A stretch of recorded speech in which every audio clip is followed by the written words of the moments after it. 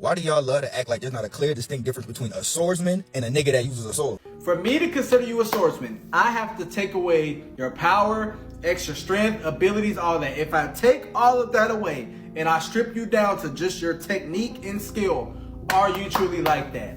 That's what I think of when I think of a swordsman. Strong man with sword is somebody who happens just to have a sword on their hip, or know how to use a sword and is dope with it, but usually their power and abilities get them through a fight. And we're gonna go through it with some of these characters so I can give y'all an example of what I'm talking about. Now y'all know I love my dog Ichigo. Strong man with sword. People gonna make the argument, oh, he knows Kendo, da da da da. If all else fails, Getsuga Tensho. You know what I'm saying? Like his powers usually carry him through most of his fights, alright? But on the other hand, somebody like Unohana is most definitely a swordsman, because with Unohana, she has mastered thousands upon thousands of sword styles. You feel me? Now, unfortunately, we never see her really put them to use like that in the show, but that classifies her as a swordsman. I think this is obvious. Guts, swordsman. This one's obvious too. Yoruichi, Demon Slayer, swordsman. I know some people are gonna get mad at me for this one, but Sasuke, strong man with sword.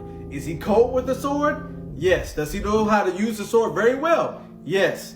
But his abilities, his jutsu, power usually gets him through most of his fights, especially his Sharingan and Rinnegan. I know some One Piece fans gonna get mad at me with this too.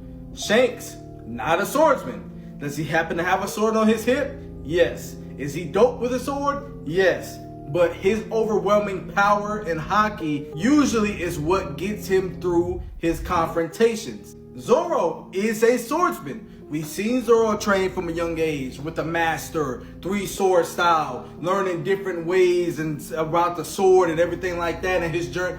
Swordsman. And of course, this goes without saying, Mihawk, swordsman. This is a sleeper. Honestly, I don't see a lot of people mention him too often, but Hakuro from Slime.